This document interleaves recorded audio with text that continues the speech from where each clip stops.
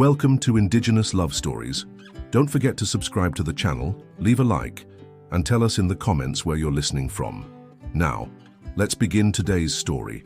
The crimson sun bled across the horizon like a wound in the sky, casting long shadows over the sacred burial grounds where ancient spirits whispered through the wind-carved stones.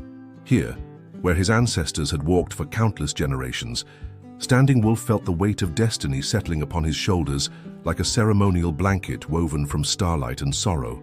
The tribal warrior moved with the fluid grace of one born to these harsh lands, his moccasined feet finding purchase on ground that had been hallowed by the bones of his people. Each step carried the reverence of ritual, each breath drawn from air that had sustained his bloodline since time immemorial.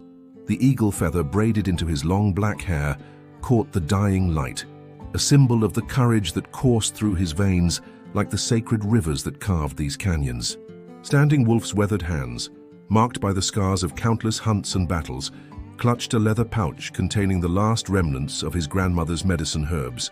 The old woman had passed with the changing of the seasons, her final words echoing in his mind like the haunting call of the morning dove. She had spoken of a vision, a prophecy wrapped in smoke and starlight, where a child's life would hang in the balance and a warrior's heart would be tested beyond all measure. The wind carried more than the scent of sage and juniper. It brought whispers of trouble from the settlement below. Standing Wolf's keen eyes, dark as obsidian and sharp as the hawk's gaze, surveyed the valley where smoke rose from chimneys like prayers ascending to the Great Spirit. But there was something wrong in the quality of that smoke, something that spoke of fear rather than comfort, of desperation rather than peace. His horse, a magnificent paint stallion named Thunder's Voice, stood patient as carved stone beside the ancient burial cairn. The animal's intelligent eyes reflected the same unease that stirred in Standing Wolf's chest, that primal awareness that danger stalked the innocent, like a wolf circling a wounded deer. The stallion's ears twitched at sounds too distant for human perception, reading the language of the wind with the wisdom of the wild. Standing Wolf's mind drifted to the dream that had visited him 3 nights running, vivid as lightning and twice as unsettling. In the vision, he had seen a child with hair like spun gold and eyes blue as the summer sky, standing frozen in terror while darkness gathered around her small form. The dream always ended the same way, with the sound of his own voice making a promise that would echo through eternity, words that would bind his soul to a fate he could not yet comprehend. The warrior's fingers traced the sacred symbols carved into the leather of his war shirt, each mark representing a victory over the forces that would harm the innocent. His grandfather had worn this same shirt when he rode with the great chiefs of old, when the buffalo still thundered across the plains like rolling thunder, and the white man's settlements were but distant rumors carried on the trader's wind. As the last light faded from the western peaks, Standing Wolf felt the familiar stirring of purpose that had guided him through 28 winters on this earth. It was the same feeling that had led him to rescue the trapper's daughter from the flash flood, the same instinct that had driven him to share his winter provisions with the starving homesteaders during the harsh blizzard of the previous year. Some called it the warrior's burden. His grandmother had named it the gift of the protector spirit. The stars began their ancient dance across the velvet sky, each point of light a reminder of the countless souls who had walked this path before him. Standing, Wolf knew that tomorrow would bring challenges that would test not only his courage, but the very essence of who he was meant to be.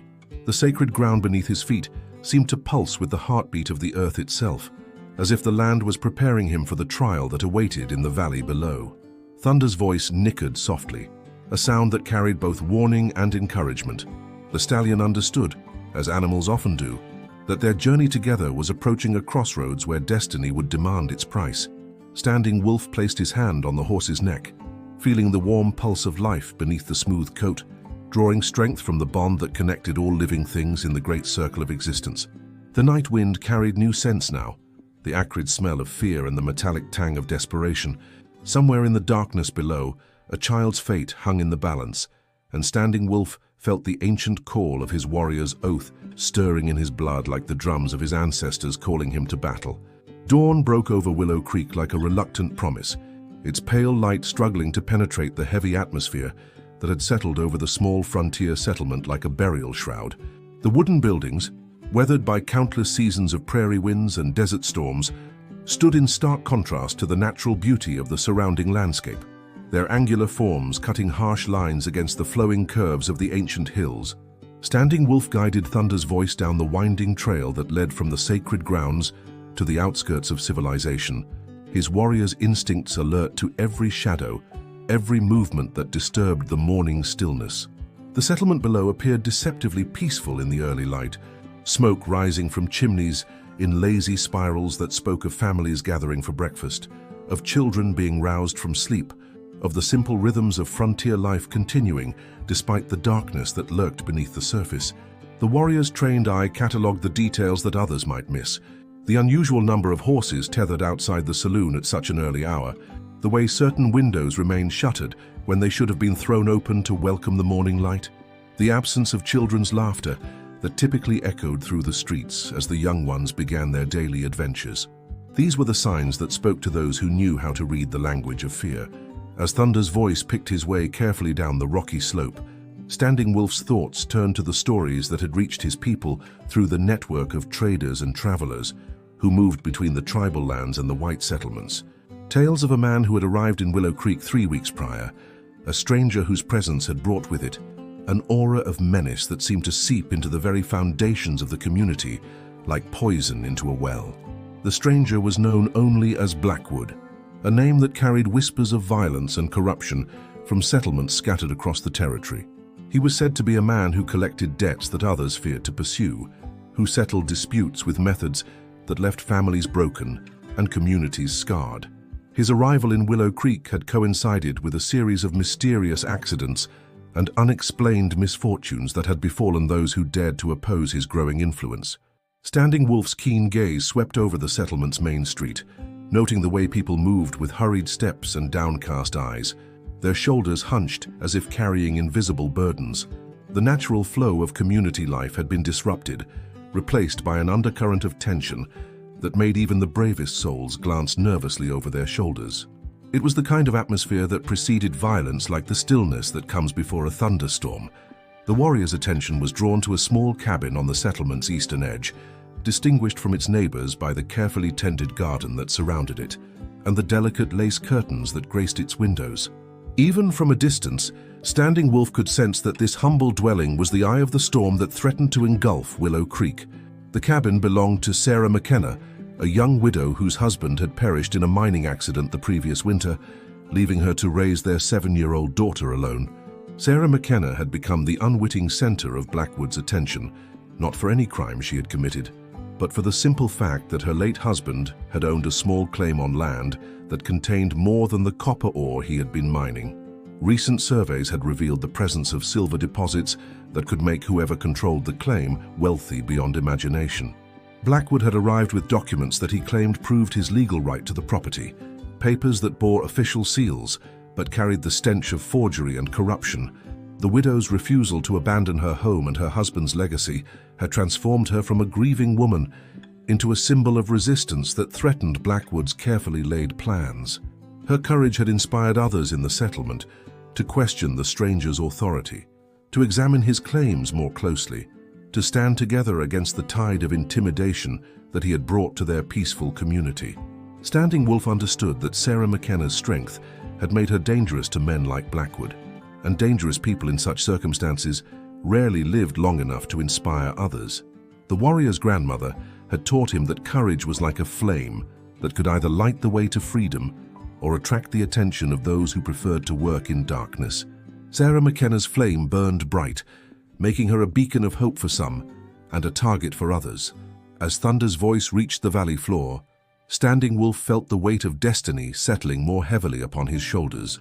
The sacred ground had prepared him for this moment, had filled him with the strength of his ancestors and the wisdom of the spirits who watched over the innocent.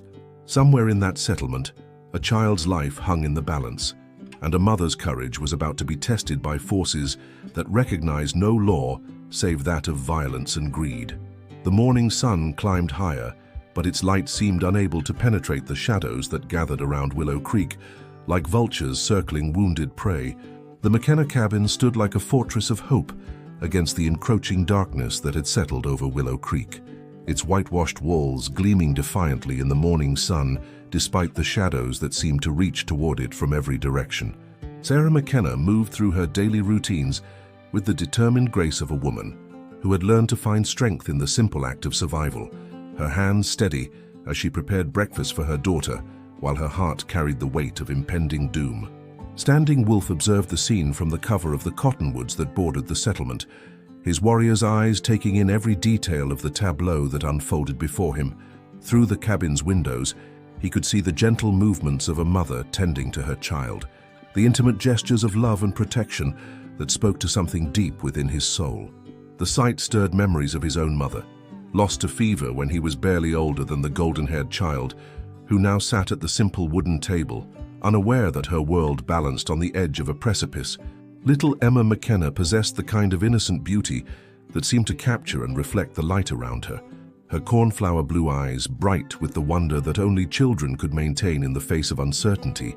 She moved with the unconscious confidence of a child who had always known love and security, her small hands helping her mother with tasks that were far too advanced for her 7 years, but which necessity had made familiar. The sight of her trust and vulnerability sent a protective surge through Standing Wolf's chest, awakening the ancient covenant that bound warriors to shield the innocent from harm. Sarah McKenna herself was a study in quiet courage, her auburn hair catching the morning light as she moved between the stove and the table with efficient grace. The months of widowhood had carved new lines around her green eyes, but they had also revealed a strength that her husband's presence had perhaps overshadowed. She was a woman who had learned to read the wind for signs of trouble, to listen for the subtle changes in the settlement's rhythm that might herald danger, to prepare for battles she had never imagined she would have to fight. The warrior's attention was drawn to the careful way Sarah positioned herself between her daughter and the windows that faced the main street, a mother's instinct that spoke of threats too real to ignore. Her movements carried the tension of someone who had learned to live with fear as a constant companion, yet refused to allow that fear to paralyze her or compromise her daughter's sense of security.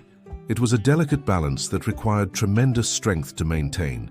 Standing Wolf's keen hearing picked up the sound of approaching hoofbeats, a rhythm that spoke of purpose rather than casual travel. 3 riders emerged from the morning mist that clung to the settlement's edges, their forms dark against the pale sky, like harbingers of the storm that had been gathering for weeks. The lead rider sat his horse with the arrogant confidence of a man accustomed to having his will obeyed without question, his black coat and silver-trimmed hat marking him as someone who valued appearance as much as intimidation. Blackwood had come calling, and his presence transformed the peaceful morning into something charged with menace.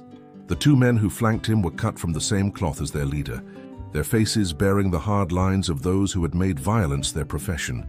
They moved with the predatory grace of wolves who had scented wounded prey, their eyes scanning the settlement for signs of resistance or defiance. The cabin's atmosphere changed as Sarah McKenna recognized the sound of the approaching riders, her maternal instincts immediately shifting into protective mode. She guided Emma away from the windows with gentle but firm hands, her movements betraying none of the fear that Standing Wolf could see gathering in her eyes like storm clouds on the horizon. The child sensed her mother's tension without understanding its source, her bright eyes growing wide with the kind of confusion that precedes terror. Standing Wolf felt the familiar stirring of the warrior's calling, that ancient summons that had driven his people to stand between the innocent and those who would harm them since the beginning of time. The sacred ground had prepared him for this moment, had filled him with the strength of his ancestors and the wisdom of the spirits who watched over the defenseless. The prophecy his grandmother had spoken was beginning to unfold, and he could feel destiny drawing him toward a confrontation that would test every principle he held sacred. The morning sun climbed higher, but its warmth could not penetrate the chill that settled over the McKenna cabin as 3 dark riders drew closer to their destination. The 3 riders approached the McKenna cabin with the methodical precision of predators who had performed this ritual countless times before, their horses' hooves striking the hard-packed earth in a rhythm that seemed to echo the beating of a funeral drum. Blackwood dismounted with theatrical flourish, his polished boots hitting the ground with an authority that proclaimed his intention to claim what he believed was rightfully his, regardless of the cost in human suffering. Standing Wolf remained concealed among the cottonwoods, every muscle in his powerful frame coiled like a mountain cat, preparing to strike. His dark eyes tracked the movements of each man, cataloguing their weapons, their positioning, their individual mannerisms that might reveal weaknesses to be exploited when the moment of confrontation arrived. The warrior's breathing had slowed to the deep, measured rhythm his grandfather had taught him, the breathing of a hunter who must remain invisible until the perfect moment to reveal himself. Through the cabin's windows, the scene inside had transformed from domestic tranquility to barely controlled terror. Sarah McKenna had positioned herself between the front door and her daughter, her hands steady, despite the fear that Standing Wolf could read in every line of her posture. Little Emma had been guided to the far corner of the room, her small form partially hidden behind her mother's rocking chair, her blue eyes wide with the kind of confusion that children experience when their safe world suddenly becomes incomprehensible. Blackwood's approach to the cabin door carried all the ceremony of a judge delivering a death sentence, his movements deliberate and unhurried, designed to maximize the psychological impact of his presence. His two companions flanked the building's perimeter, their positions chosen to prevent any possibility of escape while maintaining clear lines of sight to the surrounding area. These were men who had learned their craft through years of intimidation and violence, professionals who understood that fear was often more effective than actual brutality. The warrior's trained eye noted the way Blackwood's hand rested casually on the grip of his pistol, not as a direct threat, but as a constant reminder of the power he wielded. It was the gesture of a man who had learned to use the mere suggestion of violence as effectively as violence itself, who understood that the anticipation of harm could be more devastating than the harm itself. His companions carried themselves with similar confidence, their weapons worn with the easy familiarity of tools used frequently and without hesitation. Standing Wolf's thoughts turned to the sacred teachings of his people, the ancient wisdom that spoke of the warrior's duty to protect those who could not protect themselves. His grandmother's voice seemed to whisper through the morning breeze, reminding him that true courage was not the absence of fear, but the willingness to act in spite of it. The spirits of his ancestors stirred within him, their strength flowing through his veins like liquid fire, preparing him for the trial that awaited. Inside the cabin, Sarah McKenna's courage manifested itself in the way she refused to cower, despite the overwhelming odds she faced. Her chin remained raised, her shoulders squared, her entire bearing a testament to the kind of strength that could not be broken by threats or intimidation.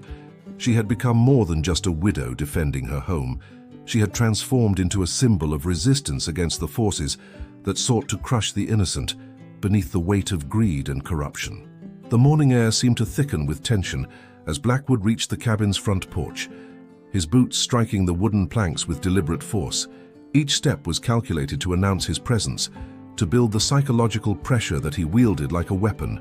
His companions had completed their positioning, creating a net of menace that surrounded the small dwelling like a spider's web, designed to trap the unwary. Standing Wolf felt the moment of decision approaching like the eye of a hurricane.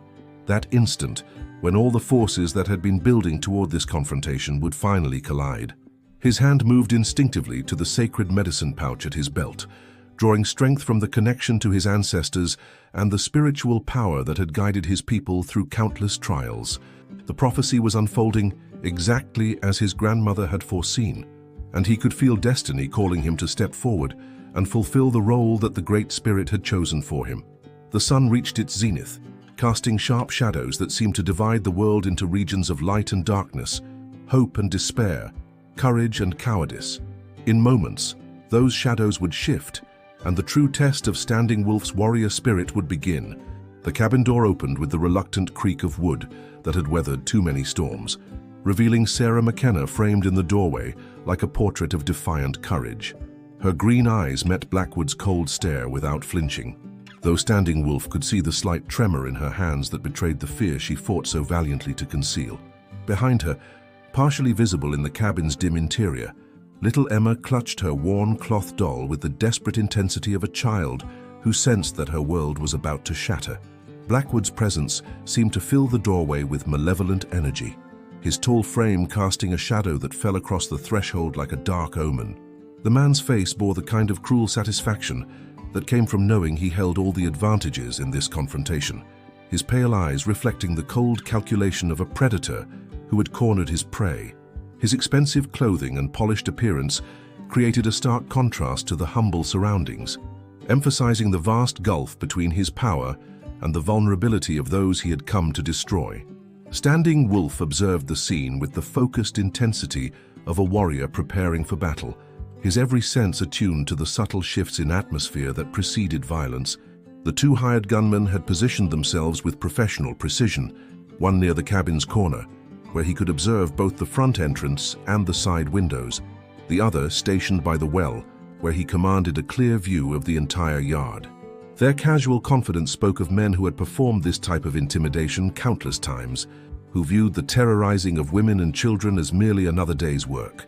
The warrior's hand moved slowly to the knife at his belt, his fingers tracing the familiar contours of the bone handle that had been carved by his grandfather's hands. The weapon had tasted the blood of those who threatened the innocent, had served as an instrument of justice when the white man's law proved inadequate to protect the defenseless. Standing Wolf could feel the spirits of his ancestors stirring within the blade, their ancient power awakening in response to the evil that now threatened to consume this small family. Inside the cabin, Emma McKenna had retreated further into the shadows, her small form pressed against the far wall, as if she could somehow disappear into the rough-hewn logs that formed her home's foundation. The child's instinctive understanding of danger had triggered a primal response, her young mind recognizing that the man in the doorway represented a threat beyond her comprehension. Her mother's protective stance was all that stood between her and the darkness that had come calling. Blackwood's attention focused entirely on Sarah McKenna, his predatory gaze cataloging her fear while simultaneously feeding on her defiance. The man had built his reputation on breaking the spirit of those who dared to oppose him, on transforming courage into submission through the careful application of psychological pressure. He understood that the widow's resistance was more than mere stubbornness. It was a symbol that could inspire others to stand against him, making her destruction a necessity rather than simply a pleasure.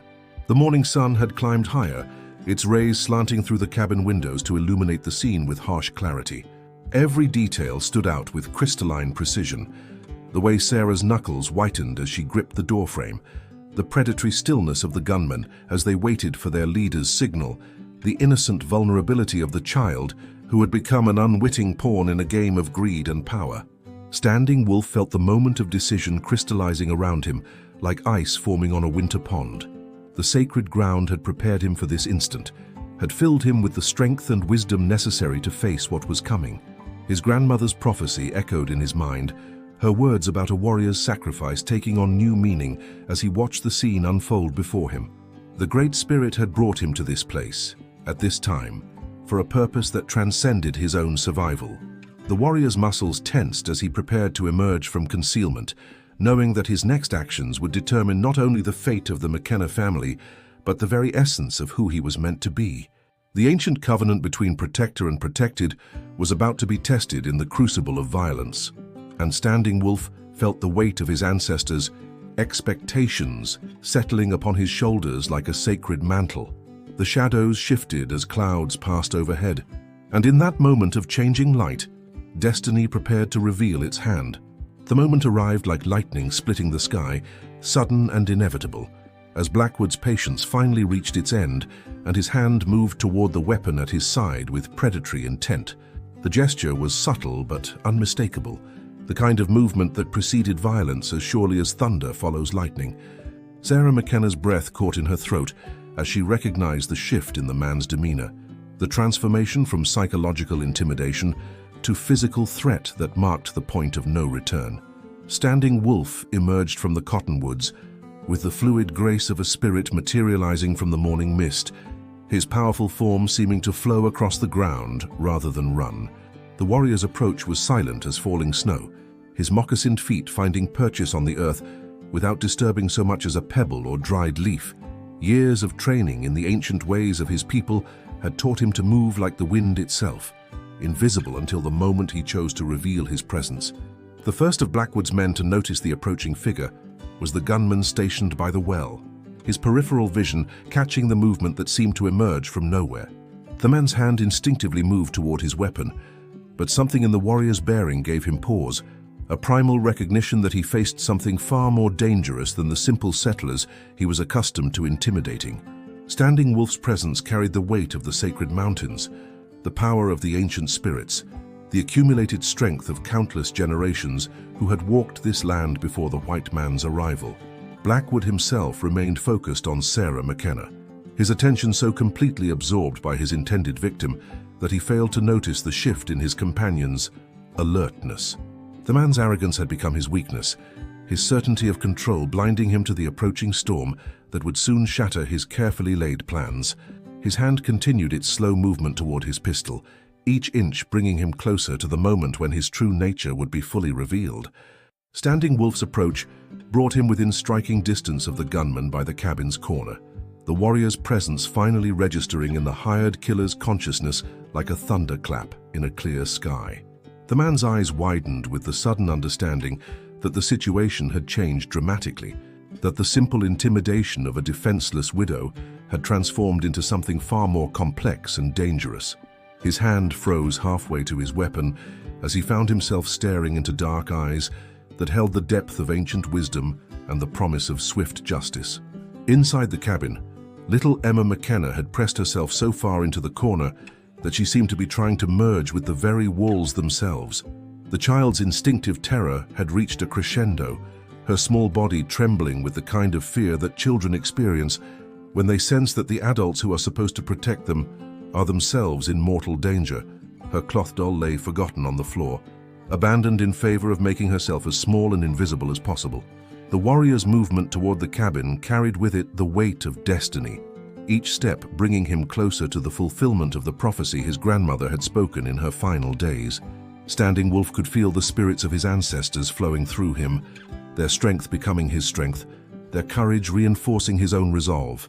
The sacred medicine pouch at his belt seemed to pulse with otherworldly energy, connecting him to the spiritual power that had sustained his people through countless trials and tribulations. Blackwood's hand finally reached his weapon, his fingers closing around the grip with the confidence of a man who had never faced true opposition. The predator's smile that crossed his features spoke of anticipated pleasure, the satisfaction of a hunter who believed his prey was finally cornered. His pale eyes glittered with malevolent anticipation as he prepared to demonstrate the futility of resistance to his will. The morning air seemed to thicken with tension as multiple forces converged on this single moment in time.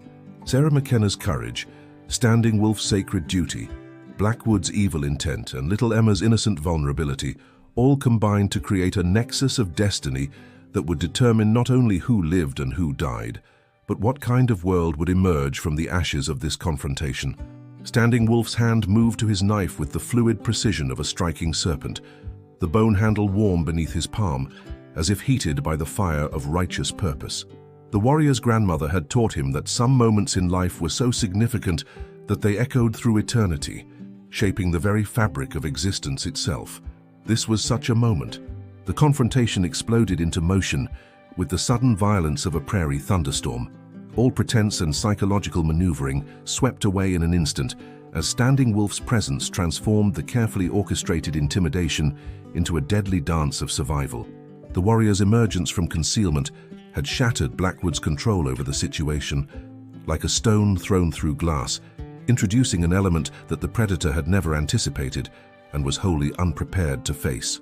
Standing Wolf's knife sang through the morning air with the precision of divine justice, its bone handle warm in his grip as if blessed by the spirits of his ancestors.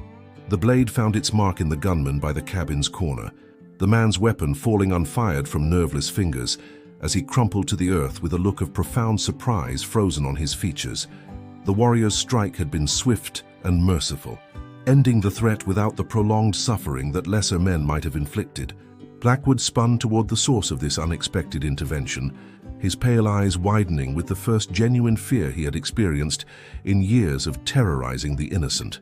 The predator found himself face to face with something he had never encountered before, a force that operated by principles entirely foreign to his world of greed and corruption.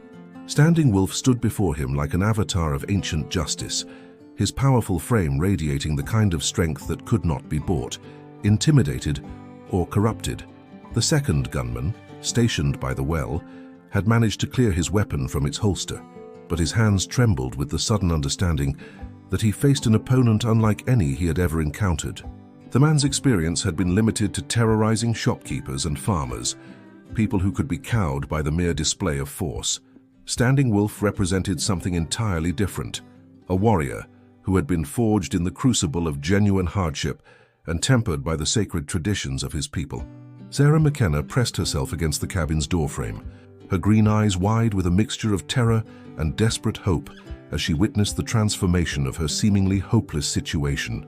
The appearance of this mysterious warrior had introduced possibilities she had not dared to imagine, yet she remained acutely aware that her daughter's life still hung in the balance. Little Emma had become completely still in her corner, her child's instinct telling her that movement might draw the attention of forces beyond her comprehension. Standing Wolf's attention focused entirely on Blackwood, recognizing in the man's pale eyes the kind of evil that his grandmother had warned him about in the stories of his youth. This was not merely a criminal seeking profit, but something darker and more fundamental, a corruption of the human spirit that threatened to spread like poison through everything it touched. The warrior understood that some evils could only be stopped by those willing to stand against them, regardless of the personal cost. Blackwood's hand moved toward his weapon with desperate speed, but his movements carried the frantic quality of a man who had suddenly realized that his carefully constructed world of power and intimidation was crumbling around him.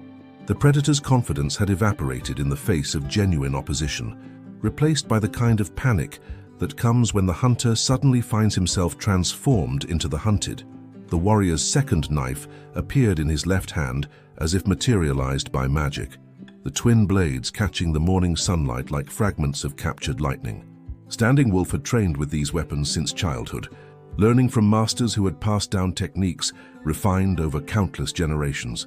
The knives were extensions of his will, instruments of justice guided by the wisdom of the spirits and the strength of his ancestors. The remaining gunman's nerve finally broke under the pressure of facing an opponent so far beyond his experience, his weapon wavering as fear overcame training. The man had built his reputation on intimidating the defenseless, but Standing Wolf represented everything he was not: courage where he possessed only brutality, honor where he knew only greed, spiritual strength where he had only physical force. Blackwood's weapon cleared its holster, with the desperate speed of a drowning man reaching for salvation, but his movements lacked the fluid precision that came from righteousness of purpose. The predator fought only for himself, driven by fear and self-preservation, while Standing Wolf carried the strength of his entire people, the accumulated power of generations who had stood against darkness in all its forms. The morning sun reached its zenith, casting the scene in stark relief as two fundamentally opposed forces prepared for the final confrontation that would determine the fate of innocence itself. The final confrontation unfolded with the inexorable certainty of sunrise. As Standing Wolf moved with the fluid grace of water flowing around stone, his twin knives tracing patterns in the air that spoke of ancient wisdom and deadly precision. Blackwood's weapon discharged with a thunderous roar that echoed across the settlement, like the voice of judgment itself, but the bullet found only empty air where the warrior had been an instant before. Standing Wolf had become one with the wind, his movements guided by the spirits of his ancestors and the sacred duty that burned in his heart like an eternal flame. The remaining gunman's nerve shattered completely as he witnessed his leader's shot go wide, the man's weapon falling from trembling fingers as he stumbled backward in terror. The hired killer had built his reputation on intimidating the defenseless, but faced with a true warrior, his courage evaporated like morning mist before the rising sun. He turned and fled toward the settlement's edge, his boots striking the hard earth in a rhythm of panic and defeat. Blackwood found himself alone, his carefully constructed world of power and intimidation crumbling around him like a house built on sand. The predator's pale eyes darted frantically between Standing Wolf's approaching form and the cabin where Sarah McKenna stood frozen in the doorway, her daughter still hidden in the shadows behind her. The man's desperation manifested itself in a final, terrible decision as his weapon swung toward the innocent child who had become the unwitting center of this deadly drama. Standing Wolf's response came with the swiftness of divine intervention, his powerful frame launching forward with the explosive force of a mountain cat protecting its young. The warrior's knife left his hand in a perfect arc, its bone handle spinning through the morning air with the precision of destiny itself. The blade found its mark, just as Blackwood's finger tightened on the trigger, the predator's weapon discharging harmlessly into the earth as his strength fled his body like water from a broken vessel. The silence that followed was profound and sacred, broken only by the gentle whisper of wind through the cottonwoods and the distant sound of the fleeing gunman's retreating hoofbeats. Standing Wolf stood motionless for a moment, his dark eyes surveying the scene to ensure that all threats had been neutralized, his warrior's instincts still alert despite the apparent conclusion of the conflict. The morning sun bathed the cabin yard in golden light, transforming the site of violence into something that spoke of peace and redemption. Sarah McKenna emerged fully from the cabin's doorway, her legs trembling with the aftermath of terror and relief. The widow's green eyes found Standing Wolf's face, and in that moment of connection, she understood that she had witnessed something far greater than mere physical courage. The warrior had risked everything to protect strangers, had stood against overwhelming odds not for personal gain, but for the simple principle that innocence deserved protection from evil. Little Emma McKenna appeared at her mother's side, her cornflower blue eyes wide with the kind of wonder that children experience when they witness something that transcends their understanding. The child's gaze fixed on Standing Wolf with the instinctive recognition that he was the source of her salvation, the guardian spirit who had materialized from the morning mist to drive away the darkness that had threatened to consume her world. Standing Wolf retrieved his knives with the reverent care of one handling sacred objects, cleaning the blades on the prairie grass before returning them to their sheaths. The warrior's movements carried the weight of ritual, each gesture acknowledging the gravity of what had transpired and the spiritual significance of the moment. His grandmother's prophecy had been fulfilled, the sacred duty of his people, honored through his willingness to sacrifice everything for the protection of innocence. The settlement of Willow Creek began to stir as word of the confrontation spread, curious faces appearing at windows and doorways as the community slowly emerged from the shadow of fear that had oppressed them for weeks. Standing Wolf's intervention had done more than save a single family. It had restored hope to an entire community, proving that evil could be defeated when good people found the courage to stand against it. As the warrior prepared to depart, returning to the sacred grounds where his ancestors waited, he carried with him the knowledge that his grandmother's vision had been true. The circle of protection had been completed, the ancient covenant between warrior and innocent renewed for another generation. The morning sun climbed higher, its light no longer struggling against shadows, but illuminating a world where justice had prevailed and hope had been reborn. Standing Wolf's promise had been kept, his life offered freely so that others might live in peace. Thank you for joining us for another Indigenous Love Stories journey. If this story made your heart beat a little faster, be sure to like the video, subscribe to the channel, and share in the comments which part touched you the most. Every gesture helps carry these tales of love, courage, and hope even further. Until our next ride.